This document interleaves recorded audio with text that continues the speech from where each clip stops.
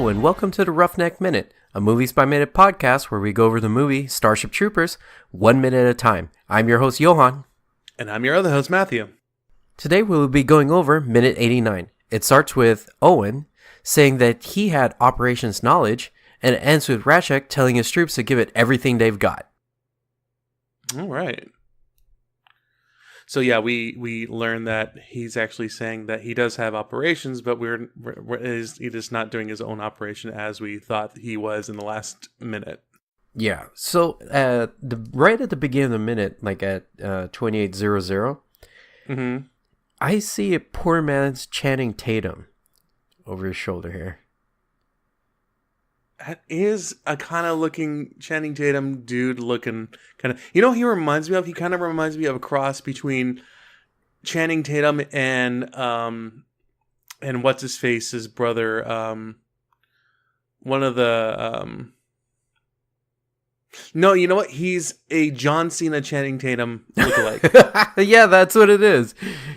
If they had a kid and he did develop into like muscles and everything, like this is him. This is the, but I'm going to pursue a degree in poetry and writing, dads. They're like, and he's looking right at the camera. Honey, don't look at the camera. Yeah. They're like, don't you want to be a wrestler like your dad? Or an amazing dancer like your other dad? No. I just want to be here with my ascot. Yeah, he honestly, no, yeah, he doesn't look like Channing Tatum anymore. He looks a lot more like John Cena. He looks like a poor man's early Attitude Era John Cena before he got all buffed up. Oh, you mean Dr. Thugonomics? Yes. Before he got his doctorate in thugolatry. Yeah. Oh, the Attitude Era. It was amazing. Ruthless aggression. The funny thing was, I wasn't really into wrestling at that point. I was into wrestling before the Attitude Era, and then like far after it. Yeah. I missed it. It sucked. I know, but the thing was, the reason why I dropped out was the Attitude Era felt so campy compared to now. Yeah. Even though like this era has a New Day and Pancakes, it still doesn't feel as campy as the Attitude Era. Yeah, and you know what? I don't know what they're trying to... I really do love the New Day, but Pancakes can't continue on, I don't think. No, but it'll evolve into something else. I mean, they went from Bootios to Pancakes. I'm fully on board with Bootios, so... Yeah, they make sure you ain't booty. Man, but yeah, it'll evolve like eventually. Like the Pancakes was just a good change because they couldn't bank on Bootios the whole time. Yeah, because I mean they even went with the ice cream route for a bit with SummerSlam. Yeah, so they'll find another sweet treat to pass around. Ho-hos. See, but Ho-hos is trademarked. See, Pancakes really aren't because it's only the brand that makes the mixture. Bootios was a brand by the WWE or the New Day, but Ho-hos is a trademark item from Little Debbie. Yeah, but they can call them Thots. Yeah, they could. I like that. Oh wait, actually. No, isn't Little Debbie Swiss Miss? No, that's not. I think so. No. Whatever, man. Where's Ho-hos? Are they Hostess? They are Hostess, yeah. Okay, so Ho-hos are Hostess brand. Tune in next week with the snack minute. Yeah. But who owns Ho-hos now? Hostess. Yeah, but Hostess got bought out. We really going to do this? Well, I'm pretty sure that they were bought out. They were bought out by Bimbo, weren't they? No, I don't think so. I think they got split up. Like this is a while ago. I think all the brands got split up. So like you could buy Twinkies, you could buy Ho-hos, you could buy like whatever other like the hockey puck ones, snowballs and everything. I think they're all dongs. Like individually. Ding dongs. They're the ones they're shaped like hockey pucks. You put them in the freezer. They taste great. You microwave it. Tastes great. They're awesome. Oh boy. Yeah. Snack food minute, guys. Yeah. Hey, Tune in next week. There's snack foods that you can eat while you watch Starship Troopers. That was the hardest left turn segue I've ever seen in my life. Beep, beep, I made it here. So, right after he tells him he had, like, the knowledge, like, he doesn't exactly say why it was important, why he didn't have to get captured. Well, I mean, it doesn't really make sense. Yeah, exactly, because so far as we know right now, if he got captured, he'd die. Yeah. I mean, what are they going to do? They're just going to chop off his head? Okay. Yeah. So whatever. They resolved this entire issue, which kind of gives it a God dang it, I'm trying to think of the word, but basically, kind of gives you a little. Well, okay, it gives you foreshadowing towards how the ending is going to be. There's something involved with everything. So why is there a hole in his head? Why is it important that he doesn't get captured because he has military operations knowledge? And a good thing it's all wrapped up in this minute right now. Yeah, so, I mean, if it wasn't like kind of spelled out for us already right now, I mean, you might as well just get Johnny Rico kind of looking at the camera right now and they're being like, they're sucking out our brains so they can learn our knowledge, winking at the camera. I see you, audience. Yeah. Kind of thing. So Rashek is trying to tell Diz, like, if she has the comms up just yet, which she's been working on with the corpse right next to the controls here. Nothing phases her. Nope. It's just like, ugh, it was slimy. That's about it. She did that gulp, and I think she's all right. Yes, thank you. So, at this point is where Owen kind of grabs that mannequin, and they just say, like, they say his name is Farley, correct? Yes, so Farley. They said they got into his mind, which starts to get real creepy. And this is the message, or the next line is the one that Rashek has been fearing all along, especially with that deleted scene that I mentioned, that instead of Johnny and Diz in the that pop-up tent or whatever, it's the one that Rashek was saying that he was contacting the majors of saying that it's probably a trap. Yeah. He reveals to him that they make him do stuff. He made him make the fake SOS. So as soon as he says that, you can see the look on their faces between Rico and Rashek. One of them, Rashek, is confirmation. Johnny, it's a call to action. I absolutely love Rashek's, eyebrows. His facial expression in this one deserves its own Oscar. I mean, that face. I love Rashek. I'm sorry. I love Michael Ironside's facial expressions in pretty much any single movie. Regardless, he still kind of looks glum and sour most of the time, but he has great facial expressions. Looking happy. He can look kind of mean happy, but it's really good. It expresses so much with it. I think it's the lines on his face that makes him seem so distinguished, and that's what makes it awesome. Because you can see, like, the transferring of lines from, like, his eyebrows and his cheeks to, like, all of a sudden getting smoothed out because he's, like, kind of, like...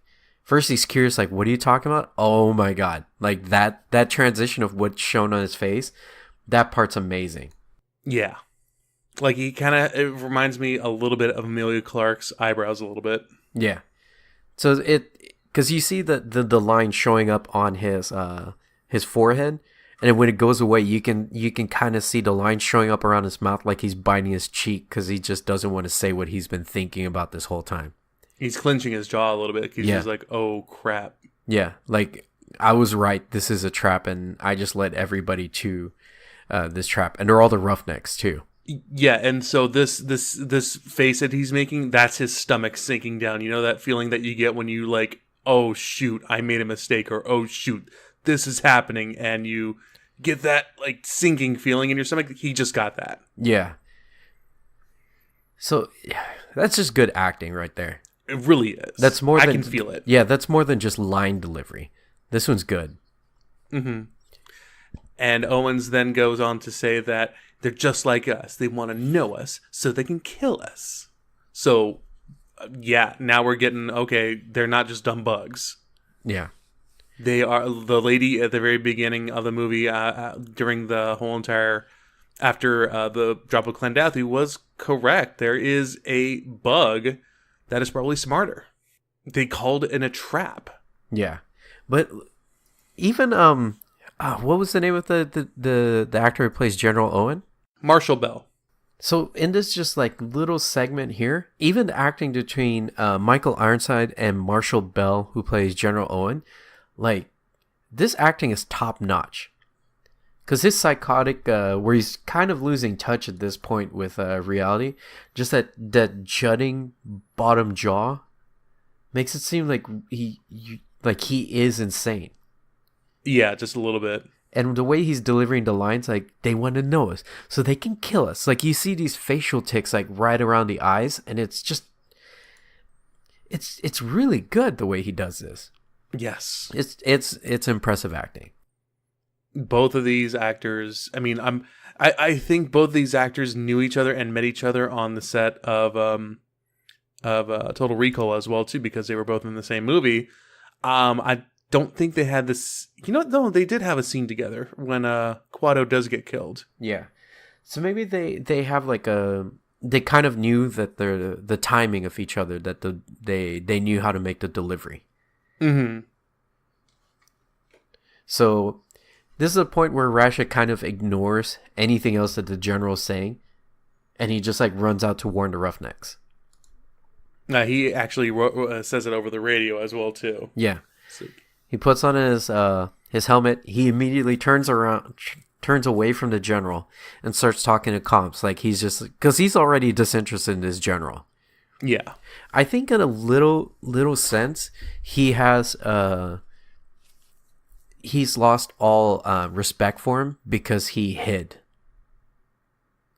A little bit, yeah, I get it, but I think he kind of has it in his mind too now that the general has told him, hey, I kept Federation secrets in my head away from the enemy. You understand why I did. And while he does, he notices that the general, regardless of keeping the secrets, he's gone a little nuts. Yeah, so he's lost a little bit, like a lot of respect for him, because he's like, you can, even though you're trying to keep the secrets, you also drove yourself insane. Because you most likely you hid in this closet for days. Well, and also the general doesn't seem like he's in any capacity to make any kind of tactical decisions at this moment either. So, Vrashek is going to take it upon himself to do what he does best, which is order his troops around and make good decisions. Yeah, I just don't think, I don't know. I think he's, because we were having that impression that this guy's probably some pencil pusher that got moved up because he knew the right people. So I think when he hid, like, maybe Rashek just had the feeling like this guy wasn't worth saving because he's only about self-preservation more than preservation of the Federation. Mm-hmm. So it wouldn't have mattered if, like, basically, like, if he did not have Federation secrets in his head, he probably would have hid anyways. Maybe. I don't know. I think you're maybe looking a little too much into it. No, but I think that's kind of the attitude that he has towards him, because he doesn't seem to care about any knowledge that he has anymore. And it's going to be evident in this minute. Well, also, he's not carrying it that much anymore because he knows an attack is pretty much imminent now. Yeah, but I think like whatever this general thinks he knows, everybody else already knows it. So if he died, like, it wouldn't have mattered with the Federation as a whole, type of thing. Well, yeah, I mean, if he did die, that wouldn't have mattered at all because the secrets would have been gone. But if he did get his brain sucked, then it'd be kind of an issue. Well, I'm also trying to think of the fact that this general was stationed on Planet P more than he was overseeing the troops that go on Planet P. You know what I mean? Mm-hmm. Like, he's just some... Maybe he was like a general that created some issues, so they're like, we'll just give you a brigade and you take care of it over there and just don't mess it up. Well, also, though, that's the thing too. Like, in I think one of the next minutes, when Johnny does get on the comm, he finally gets or Dizzy finally gets the thing. We're going a little bit ahead of ourselves. When he does get into the comms and talks to Fleet, Fleet does tell him, Planet P, we heard that place was clear. So apparently this planet was supposed to be clear of all bugs. So maybe it was a safe, supposedly safe outpost. Yeah, but it could be one of the messages that Farley received, and then Carl made the decision to go there because he knew something was wrong. Because remember, Carl was in part with the decision making to send his troops to this planet. Yeah. And Carl wasn't even happy about it on that deleted scene. He's just like, come on, just do it, please. Like, he knew he was leading them to their deaths because he knew a follow-up needed to happen in this area because they're stationed in a very, or in a place where they assumed there was a ton of bugs. But he knew the decision may lead them to their deaths, which is something he kind of prefaces in, like, I think like 15 to 20 minutes from now in a very, very sad scene. Yeah. Where he says, we're in it for the species. I have to make these type of decisions every day. So I think these are one of the decisions that he made that he knew a consequence like this was almost possible. Yeah, actually, in that scene, he does says, Johnny, it's really bad that your group was the one going down on plea that mission had a very low success rate. Basically saying that, yes, he knew that people were going to die, and it sucks that it was Johnny's. Yeah, what if... This is one of the things I'm thinking. What if this general wasn't really worth much to them? They gave him false information to see what gets repeated back. Well, I mean, I don't think it's going to be repeated back, per se. I think it's going to be... Because the bugs really can't talk. And it's not like, giving secrets to the Nazis and then finding out what the Nazis are saying or anything. These are completely different species. It'd be more like, okay, we told the general that this is going to happen, and now we see that the bugs are mobilizing on this side, kind of thing. Yeah, but that's what I mean. Like, it's kind of like that fake false information where you try and let out a secret, then you try and see who's spreading that rumor to who, type of thing. I don't think at this point the Federation, especially after losing so many people on Clendathu, are willing to put that many officers and troops at risk. Maybe like a platoon, like Raschek's Roughnecks, that's acceptable. But like a huge like kind of operation like that, I don't think they're willing to accept those kind of losses just right now. See, because this is what I'm thinking. What if they were trying to say to the general, we want you to make sure this area is clear because we want to station troops in spot X. All right? So he's got that information like, okay, I'm here because we're trying to put stuff in spot X. Then Carl thinks that there's a brain bug. So he's kind of playing those chances that if the general gets killed and his mind gets taken over, all the bugs are going to gather by spot X. You know what I mean? I again, I don't know if that's the case because they knew that there was a hive mind kind of, they're probably a smarter bug, but they don't know how that they're getting the information. Like, they don't know that they're sucking out brains. Yeah, but the reason why you do this type of trap is to see how they would react to someone that actually has the knowledge. Like, are they able to figure out something, or is it kind of just random that they swarm at any location? I'm just saying it's very, very, very, very specific, and Carl would have to be very, very, very specific with this. So I don't know if that's the case. I just think it's kind of like a luck of the draw kind of thing. See, that's why I think it might, in a way, might have been planned for that to happen, though. I'm saying Occam's razor, man. I mean, I think that planet was called safe, and it's not safe, and this guy was just a rear echelon dude. But I mean, that's what I think. So, yeah, because the reason why I'm thinking of this idea is it's more like what's it called, the imitation game, where they find out how to break the code of the Germans. Like, they start to find out where the attacks are, but they can't reveal that they know how the attacks are done, or else they get found out. So that's where I'm thinking, like, maybe this is kind of that reverse thing. It's like if they acted on the fact that they knew how to break the German message, then of course they get found out. So they're trying to do that reversing of like making, or trying to see if the bugs can interpret their encryption in a way, which is just basically human knowledge or human intelligence. So that That's my theory of why they put this general, because I don't see him as a decision maker, but for some reason he has knowledge. Mm-hmm. So that's my opinion.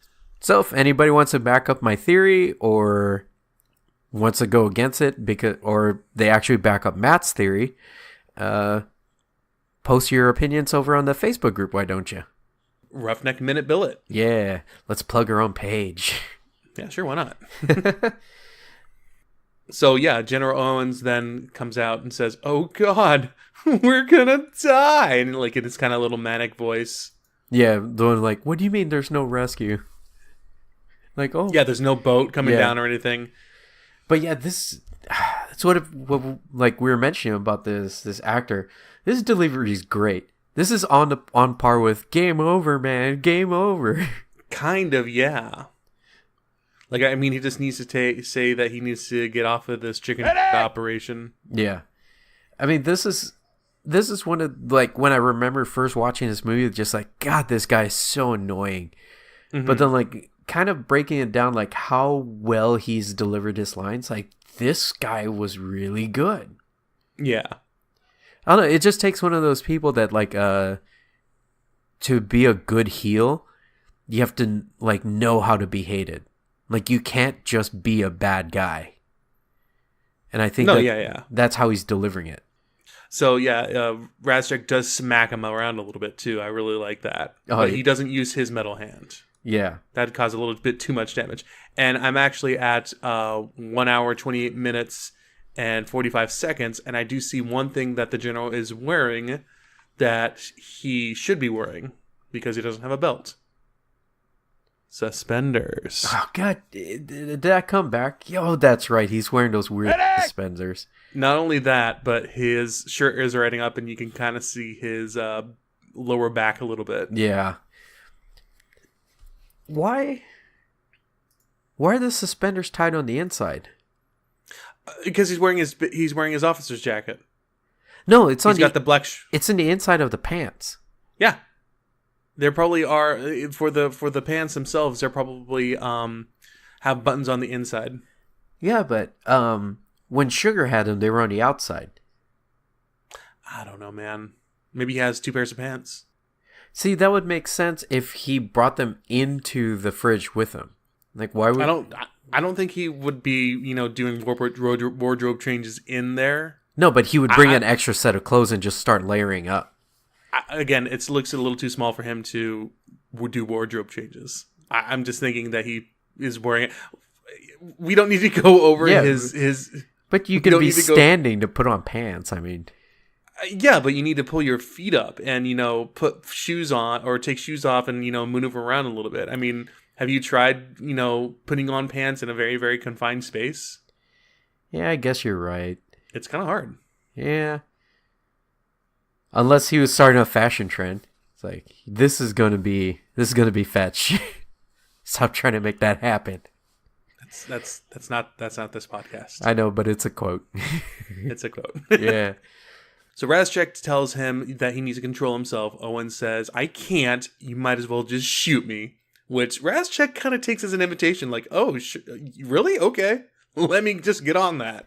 Well, all right. So there's two things I want to point out. The general where he goes, like, where he's trying to, I guess, like, get feeling back in his jaw, like maybe it got knocked so hard that it's gone numb. Like, that part was good. Mm-hmm. But there's a line that's in the script, like, it's a little bit different. It's a little bit colder. So even though Razchek or Ironside delivers that "control yourself, General," Razchek in the script says, "Shut up, your soldier's dead and you're not," which is a little bit colder because it just makes it seem like you don't really care about everything else that's around you, type of thing. Like he's telling the general, like, be happy you're alive and stop telling everybody else that everybody's gonna die, type of thing.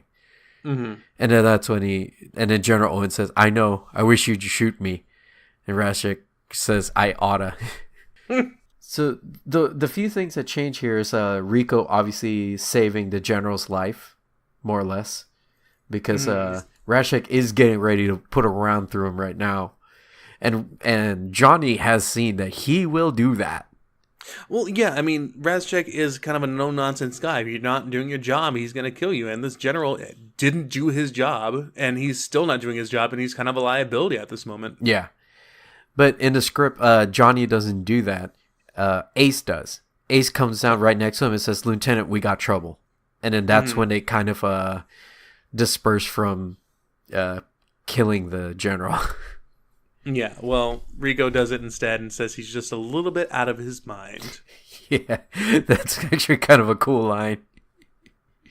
I wish I could say that to people that are just acting dumb and they're getting ready to be hit by somebody else, and you just say, "Just calm down. He's a little out of his mind." Mm-hmm. Well, then Sugar, I love this scene too because it's in the trailer. Sugar comes in and just starts yelling, "Bugs!" Yeah. That part made it so awesome in the trailer, because it just made it seem suspenseful that the entire place was just going to be overrun the entire movie. There's just going to be a ton of bugs everywhere. So he does a great job as far as delivering that line. And everyone behind him is running around. They're all getting in position, and General Owen reacts to this by kind of yelling out as well too. He's not too happy about seeing all the bugs. Yeah, I think, well, he's obviously got some PTSD. You know, he's just like, "Oh, bugs, I'm freaking out. Like, I don't want there to be bugs. I just want to be out of here," type of thing. Yeah. And you can see Rico, when you pause it like 56 seconds in this minute, you can see it's kind of like he's regretting letting him live. He's got a really mean scowl on his face. I don't know if he's regretting letting him live. I think he's just thinking, what are we going to do about him? Oh, nothing? Okay, well, let's leave the general. Whatever. Yeah, let him snivel and cry here while we actually do work. Yeah, exactly. And then Razchek says, tells everyone to warm it all up. Everything you've got. Yeah. This is a line they should have fixed, because what are they warming it up? Or what are they warming up? I think it's more of a thing saying, hey, get everything ready. Because, you warm up your car to get it ready. Yeah. That's the thing. This line is also in the script, but this script also counted for Marauders. Yeah, I mean, that makes sense, because if it's a Marauder suit, I'm pretty sure it would have like a mini fusion nuclear reactor or something like that. You would need to warm it up to get the, everything working on it. Yeah, so that's the thing. Like, because there's no Marauders, you don't warm up the Merida at all. No, but it's just a phrase that he's using to say, "Hey, get ready." It's not like they're not literally warming something up.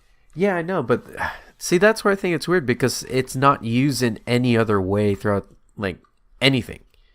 I don't think it has to be. I mean, it's just a turn of phrase. Yeah, but like in basic, you don't go like, "All right, warm up your guns before you do your live fire exercise." But I mean, like, I say, "Hey, I'm going to warm up my computer real quick," and I turn it on. Yeah, I guess. But it's not like you're going to throw flannel on your Merida to make it warm up. It's not... Shut up. It's not real. Matt, has it been a long week for you? It's been a really long week. Yeah, you're really acting... You're trying me. You're really acting like it's been a long week. Matt, I appreciate that you're here. This is my first day off. Yeah, Matt, I appreciate you. I'm gonna go grab a drink after this minute. I'm really thirsty, and yeah. Good for you. But you kind of know where I'm getting at. Like, this line should have just been removed because it had nothing to do with warming anything up. Yeah. Like, there's no real machinery.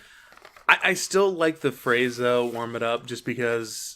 Like he's treating the I think he's like, instead of having actual machines to warm up, he's acting like the platoon itself is a machine. Like, warm yourselves up. All right, because they're about to. Yeah, because that's what they were going to do. They're going to do some work. Oh, so they're warming up because they're about to. Yes, and they're warming up because that's what they were going to do.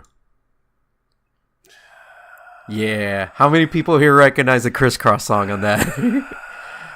Warm it up, Chris. I'm about to warm it up, Chris. That's what I'm gonna do. I'm swiveling in my chair as I'm throwing my hands up. Yeah, I'm actually swiveling in my chair and throwing my hands up. I literally am. All right, guys, that's the end of the Roughneck Minute. I'm done. Actually, that is the end of the minute right now. Anyways, No, it's the end of the podcast. I'm done. Yeah, come on. You like '90s rap? Can I? I can kick it. Yeah. Yes, I can. I can kick it. Yes, I can. Can you dig it? Can y'all dig it? Can you dig it? We can dig it. I gotta get some Tootsie Rolls real quick. Yeah. Remember, like, the crisscross is why we had those shirts of Bugs Bunny and Taz with backwards clothes on. Remember those? Yeah. Yeah, I do. We used to wear my jeans backwards. Did you really? I did it once, but I didn't do it outside. I did it in the house, and my dad asked me what I was doing, and he told me to stop being so stupid. See, and I was like, yeah, this is kind of dumb. My butt's big. See, I only had the shirt, like the Bugs Bunny and Taz shirt, but I knew people in junior high that wore their Chicago White Sox jerseys backwards. And I tried it. Uncomfortable. It is. I tried it at home once, like, I was just like, okay, let's see if I can get this on. First off, it's you definitely have to button it before you put it on. Then secondly, I had that moment like in Simpsons where the t-shirt tag is like chafing your neck. Where Homer was like, it chafed my neck. Mm-hmm. And you have that moment when you put it on backwards, and I was like, oh God. And like, you just feel like it putting a lot of pressure on your neck, like right by the Adam's apple. So it was just uncomfortable to wear it like that. I don't know if people that are listening to this podcast are very privy to that era of music, but Crisscross, KRISSKROSS, had a definite pop culture fashion impact on the early 90s. I want to say it lasted maybe about 4 or 5 months, and then it went away because, again, really uncomfortable and kind of dumb. Yeah, and they only had 2 songs, and that was it. They tried to make a comeback when they got older, and it just seemed weird because they weren't kids anymore. No, you don't do that. You were a staple, back, or not even a staple. You were just a thing, and that's it. Yeah, and they had like cameos and TV shows and whatnot. They made the most out of like a 2-hit wonder, which was actually something we got a lot of in music in the 90s compared to today. Mm-hmm. Like today, there very much is 1-hit wonders, and then their second hit is just normally not as good. But in the 90s, we were able to actually have 2 hits from a certain groups. So like you had an A-side and a B-side track. So I don't know, something we're lacking nowadays. All right, so now you just buy single songs. Yeah, I guess that is a benefit, but we were able to buy singles back then in cassettes. It was harder to find. Yeah, it was really weird because I got a 9 Inch Nails one of Closer, which is 7 minutes. And then the B-side was March of the Pigs, which is 3 minutes. So when you flip it over, you have 3 minutes of silence. Yeah. A lot of people don't know about this because they never had experienced cassette tapes, but that was really annoying when the songs aren't the same equal amount. So there's going to be some silence on one side. I use that spot to record. I guess you could. All right. So is there anything else you want to add to this minute there, Matt? Nothing at all. All right. So where can they find you, Matt? You guys can find me at AltTabMatt pretty much anywhere on the internet, from Facebook, Instagram, Twitter, Twitch, what have you. Haven't been streaming that much recently, but I'm going to be streaming a little bit this weekend. As I said, I am off and my family is gone, so I'm alone. Yeah. I'm going to be working. Boo. Yep. But I am playing Monster Hunter World on my Twitch channel, which is JDASHD26, which is the same as my Instagram, JDASHD26. You can also follow me on Twitter, why don't you, at OMG It's Johann. Lately, there's been a couple of people following me on there, which has been really, really cool that it's been happening. Yeah, I've been putting our handles on the show notes as well, too. So whenever they click it on either iTunes or Google Play or Stitcher or any other podcatcher that you use, they do see our there'll be links to our Facebook, our Twitters. Yeah, and a lot of times that I see, it's like these people seem to have a mutual connection of like other things, and then those things follow me. So even though I haven't been super hip with the Twitter sphere, it's actually really cool to see it grow, even though I'm not contributing a whole lot to it. So thank you for the ones that have been adding, especially for the show. Thank you to people who have been adding the show. It's been really awesome to see people following us, and it's just rad. Thank you so much. I'm just happy. So you can also follow the show on iTunes, Google Play, Stitcher, Podcast Addict, like Matt just mentioned. Please like and subscribe. Although a lot of you guys have subscribed to us, which has been awesome. Please like the episodes, especially when we put them out. Rate and review us too. That would be really, really awesome. And thank you in advance. You can also visit our website at theroughneckminute.podbean.com for show notes and back episodes like Matt has mentioned, where we have our hyperlinks and whatnot. Follow us on Twitter at roughneckmin, M-I-N. And as Matt plugged earlier, you can continue the conversation on our Facebook group, the Roughneck Minute Billet, B-I-L-L-E-T. I've been your host, Johann. I've been your other host, Matthew. And we'll see you on the bounce, troopers.